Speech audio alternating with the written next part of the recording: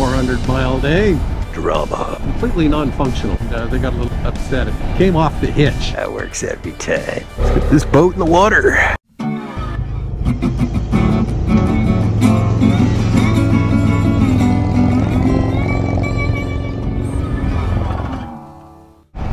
Howdy folks, how's it going? I hope your ride's going well.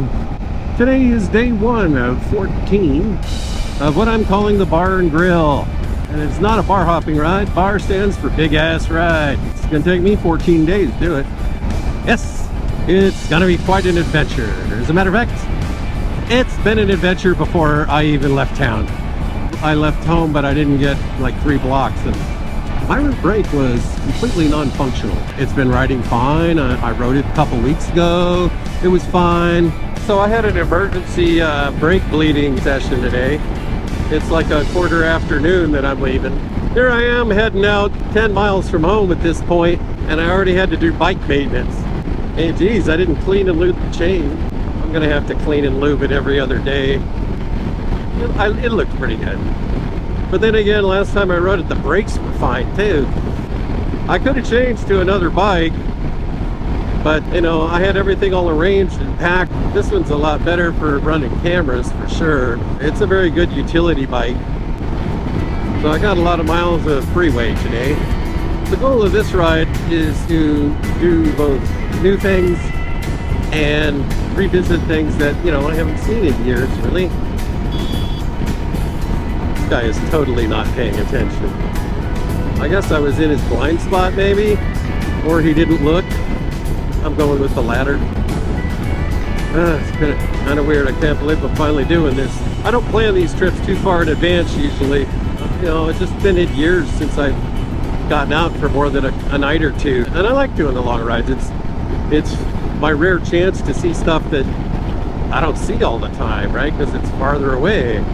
I realized if I was going to make that happen this year, I needed to do it now. Right? Because it's September 11th here. So I'm celebrating my freedom on this anniversary.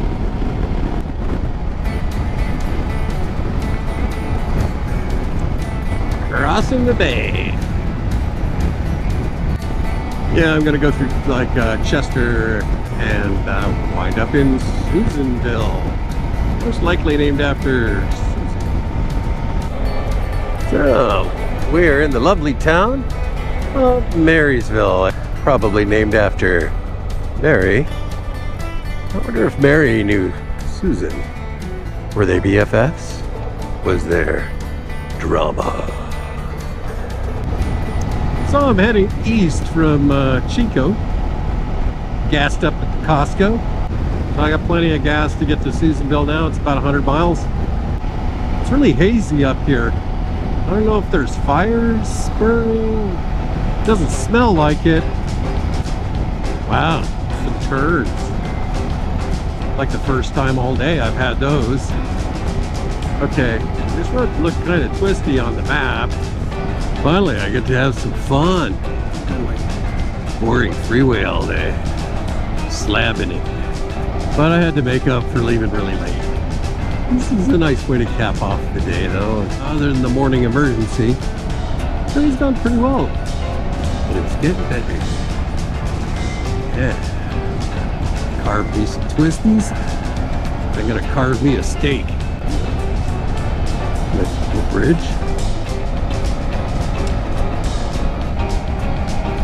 That's one thing I haven't done with my route planning. Look for gas. Because sometimes you're in the middle of nowhere. You know, in some areas, you don't pass a gas station. I'll always stop to top it off. My day is longer than I can do on a single tank. I need to make sure I don't run out in the middle of nowhere. Because that sucks. Burn permit suspended.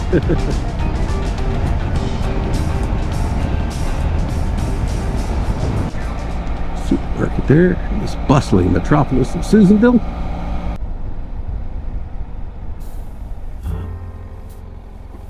I thought I would be in way more pain the last few hours of the ride than I was. It's definitely was standing up and taking a couple more breaks. You know, just even for 5 minutes, I got some grit in my eye at one point. It was only like 15 miles from here. I mean, I'm certainly tired after about 330 miles or so. But yeah, I'm feeling pretty good. I mean, oops, sorry. No tripod, how'd you know? You're always tired at the end of the day, you know, unless you get like a 100-mile day. But I'm gonna go next door and have some dinner. Oh man, I gotta walk that far to the restaurant?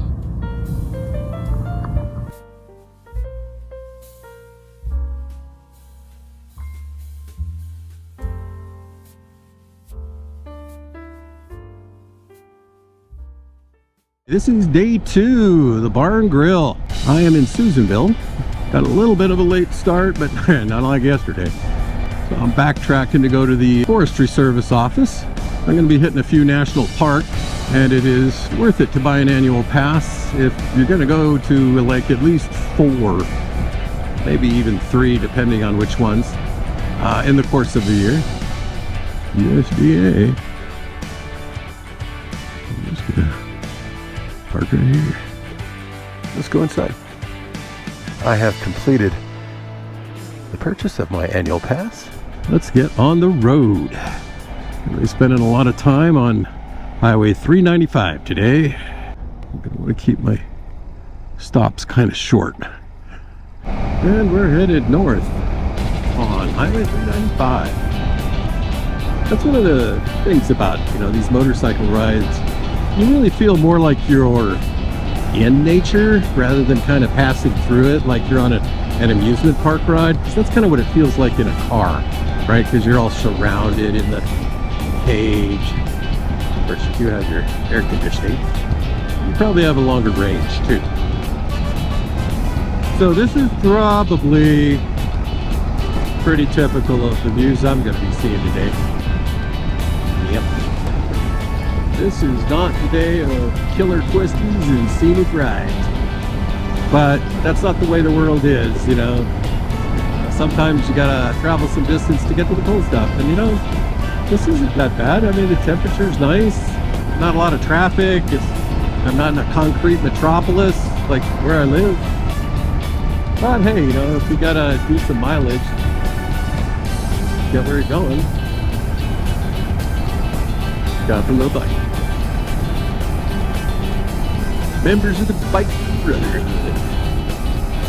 passing friendly waves as they're on their journeys. We all understand each other. Why we do it. Therapy, right? You get a lot of in your head time. You know, clocking a 400-mile day. So you got a lot of time to think about life, the universe, and everything, so to speak.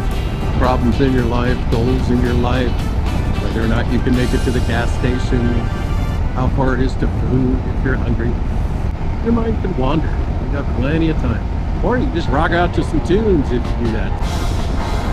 A teeny bit of rain, but the sky I'm not too worried. So it's definitely been smelling smokier for about the last 100, 150 miles. And it's still really hazy, although it's nowhere near as bad here as it was 50, 60 miles back. But I could actually smell the smoke. Unlike yesterday, I wasn't sure if it was just hazy or a fog. They had some construction on 395. They had a pilot truck going back and forth. It was a reasonably long line, maybe a dozen cars. So I scooched in front of them all. And they got a little upset at me. You know, I was real nice. I'm like, oh, I'm sorry. So we're following the pilot car once we get going. And the vehicle in front was a big rig. And he was like half a mile back. And I'm like, yeah, I'd be stuck behind all those people because it can't keep up with the pilot truck. At least half of it, she was doing 50. I'm following the pilot truck about as far as I'm following this RV. You know, the big rig's like way back there and everybody's behind him. And I'm like, me? Why should I have waited? You know, it's just stupid. You know, you shouldn't be able to get ahead of other people. Hey man, you want to be able to squeeze through stuff? Ride a motorcycle. Lane sharing. It's legal in a lot of the world because it's safer and it helps traffic flow better. But hey, You can't be making headway on your way to work when I'm stuck in traffic, damn it. And it's really juvenile and selfish. But California has it, and has for a long time. For years it wasn't either legal or illegal, which means it was legal. Because everything is legal until there's a law against it. Lane sharing is, well, not getting rear-ended because people look right through you, and you know, keeps you flowing.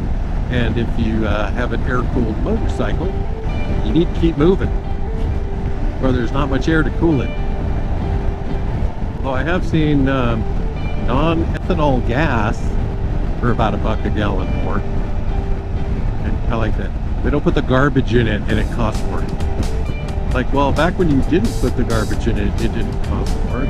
You just charged us the same amount for the fuel with the garbage in it, which, by the way, doesn't do anything to help our environment. And it's not good for a lot of components in your engine. Wow, so I was just leaving, I think it's either Hines or Burns, and there was a little bit of fresh pavement or whatever, and there was some construction truck coming this way, and he was towing one of those little single axle trailers that has like the stoplights on it or whatever. It's real tiny, although it sticks up about, I don't know, 6 to 8 feet. Came off the hitch, and I could see it kind of bouncing around like this. And I was like, whoa.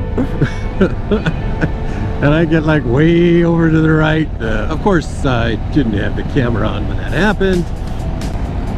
At this point, the sooner I get where I'm going, the happier I'll be. My ass is sore. This is one of the longest days on the entire trip. Today was just kind of a slog day.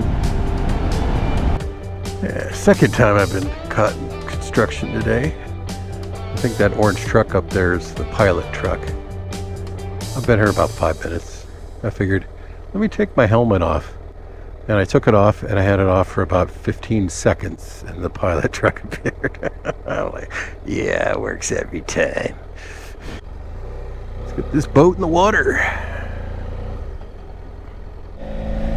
Well, it was starting to rain a bit, and I was trying to clear the visor with my glove, and it was starting to make visibility difficult, and it's getting darker.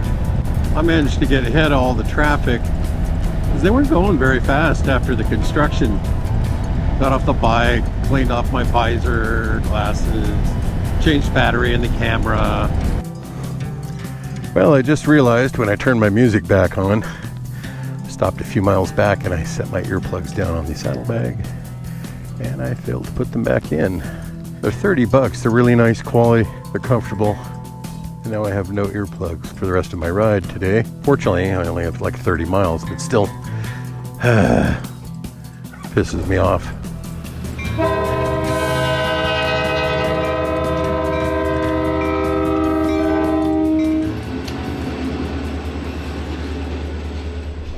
As if my long day wasn't long enough already. Literally like 5 miles from my hotel, I get stuck behind this train. And most trains aren't all that long, but I think I see the end. Oh geez, we need to stop having disasters every day. Day one, right before I even left, I had to do all that brake work. By the way, they've been working great ever since. I check them very frequently. Today's disaster is earplugs. What's tomorrow's disaster? As far as I know, I haven't really forgotten anything that I would normally bring. I mean, right about now, I'm wishing I brought a spare set of earplugs. Not like they would have taken up much room.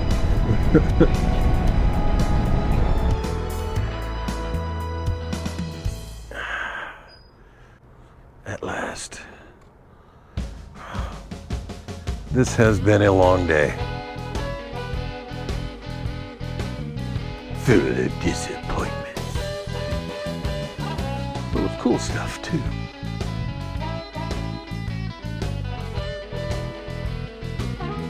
If you've liked this ride, check out one at the top of your screen. and consider liking and subscribing. It'll really help us out. And wherever your journeys may lead, ride on.